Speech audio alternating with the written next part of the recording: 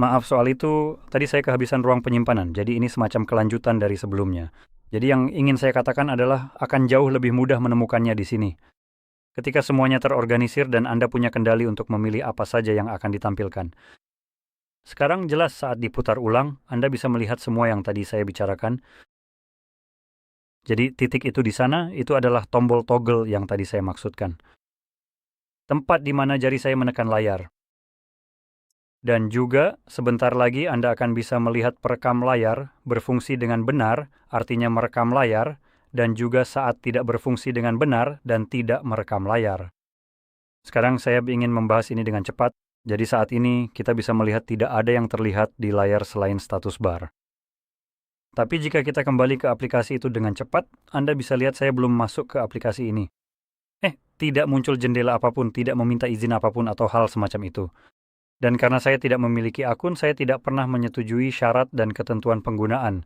Jadi saya merasa sangat tidak dapat diterima bahwa sebuah aplikasi bisa mengubah apa yang bisa saya lakukan di perangkat saya sendiri, apalagi jika harganya semahal ini. Wait, ini bukan ponsel Netflix, ini ponsel saya. Jadi mereka seharusnya tidak punya hak melakukan apapun di perangkat ini tanpa meminta izin terlebih dahulu. Dan fitur ini, terima kasih. Fitur yang Anda lihat yang memblokir layar, perekaman layar, dan juga tangkapan layar karena semuanya termasuk dalam kategori yang sama, umumnya dirancang untuk privasi dan keamanan pengguna. Fitur ini pada dasarnya ada untuk mencegah segala jenis malware agar tidak bisa melihat informasi sensitif, seperti misalnya PIN atau kata sandi yang Anda ketikkan.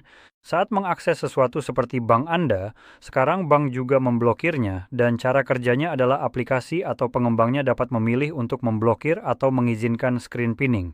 Saya rasa itulah nama fitur yang digunakan untuk mengizinkan tangkapan layar dan perekaman layar agar bisa melihat tampilan layar tersebut.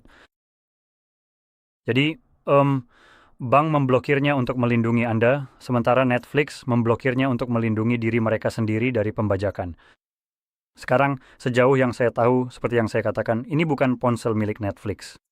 Jadi mereka seharusnya tidak menggunakan ponsel Anda sebagai cara untuk melindungi diri mereka dari pembajakan. Itu urusan mereka sendiri untuk melindungi diri, bukan tugas ponsel Anda untuk melakukannya. Anda yang membayar mereka, bukan sebaliknya. Karena saya merasa ini benar-benar tidak dapat diterima, saya akan menunjukkan kepada Anda cara-cara untuk sepenuhnya mengakali hal ini. Dan merekam layar misalnya. Netflix atau platform streaming lainnya karena fitur ini terutama digunakan oleh platform yang melakukan streaming seperti acara dan film. YouTube tidak melakukan itu. Jadi yang akan kita lakukan adalah membuka browser. Dan karena aplikasilah yang harus mengizinkan atau memblokir fitur ini, browser tidak memblokirnya. Jadi apapun yang Anda buka melalui browser itu akan bisa direkam.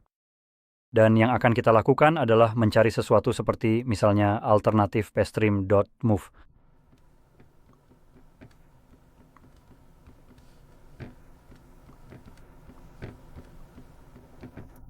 Dan saya sangat menyarankan Anda menggunakan Google Search untuk ini. Meskipun mungkin bukan yang terbaik mengingat betapa banyak omong kosong AI di sana. Tapi untuk tujuan ini, kata kunci pencarian ini, saya tahu itu akan membawa Anda ke hasil Reddit yang sangat dekat dengan bagian atas. Mesin pencari lain apa misalnya? Saya rasa saya sudah coba Yandex. Yandex sebenarnya tidak memberikan saya informasi yang benar, jadi bagaimana dengan Anda? Itulah mengapa saya merekomendasikan menggunakan Google secara khusus untuk ini, meskipun Anda menggunakan mesin pencari lain. Yang satu ini pada dasarnya akan memberikan kita hasil yang sama, apapun yang terjadi. Jadi di sini kita punya Reddit. Sebenarnya ini adalah subreddit r/piracy. Baiklah, mari kita klik saja. Dan di sini Anda bisa melihat beberapa tautan berbeda ke berbagai situs. Semua situs ini di sini pada dasarnya melakukan hal yang persis sama. Ini hanya berasal dari orang-orang yang berbeda. Sekarang, beberapa di antaranya bekerja lebih baik, beberapa lainnya kurang baik. Tapi yang mereka izinkan pada dasarnya adalah Anda bisa menonton acara atau film apapun tanpa perlu masuk ke akun apapun, tanpa perlu membayar langganan atau semacamnya. Dan menangkap apapun yang Anda inginkan dari sana. Sekarang sebelum saya lanjut lebih jauh, saya ingin sedikit membahas tentang istilah hukum di sini. Jadi jika Anda ingin merekam cuplikan singkat, misalnya 30 detik atau berapapun, lalu membagikannya ke teman-teman Anda, itu sepenuhnya tidak masalah.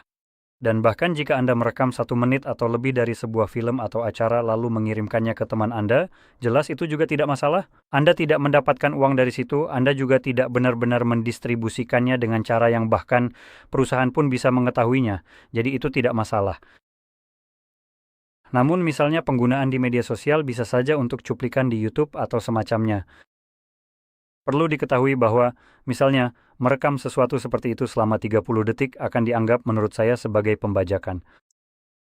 Pastikan untuk memeriksa rentang waktu yang spesifik. Durasi rekaman harus berada di bawah batas waktu tertentu. Dan setelah itu, sejauh yang saya tahu, itu pada dasarnya dianggap boleh digunakan. Dan jika Anda membayar untuk kontennya, jelas saja itu, bahkan ketika Anda menontonnya di luar aplikasi, ini seharusnya tidak dianggap sebagai pembajakan karena Anda sudah membayarnya. Jadi, itu salah satu hal yang perlu diperhatikan. Jika Anda tidak membayar untuk konten tersebut dan Anda menontonnya di sini karena Anda tidak perlu akun dan segala macamnya, ini berpotensi dianggap sebagai pembajakan meskipun Anda tidak mendistribusikannya. Jadi, hanya untuk diketahui saja, tapi saya di sini bukan untuk menyuruh Anda melakukan atau tidak melakukan sesuatu, itu terserah Anda. Saya benar-benar tidak peduli. Jadi silakan saja lakukan sesuka hati jika mau, tapi sadarilah jenis hukum yang berlaku untuk hal ini sekarang. Seperti yang saya katakan, setelah Anda menemukan salah satu situs yang paling cocok untuk Anda dan membuka konten yang bisa Anda tonton, maka Anda bisa merekamnya dengan cara yang sama. Dan lakukan saja apapun yang Anda mau. Dan jelas, browser biasanya tidak akan memblokir hal-hal seperti ini, jadi jika Gearbox Anda memungkinkan screenshot atau perekaman layar, itu akan tetap diizinkan, tidak peduli konten apa yang sedang dibuka di dalamnya. Jadi pada dasarnya ini mengakali logika sampah seperti yang diterapkan Netflix, bahwa mereka akan menerapkan perlindungan privasi di ponsel Anda tanpa pernah meminta persetujuan dari Anda. Jadi logikanya sama, saya juga tidak meminta persetujuan mereka untuk menunjukkan kepada Anda bagaimana cara mengakali ini karena ini adalah ponsel Anda dan Anda juga benar. Gunakanlah secara adil dan sesuai dengan aturan fair use. Jadi jika Anda merasa ini sangat membantu, jangan lupa untuk klik like, subscribe, dan terima kasih sudah menonton.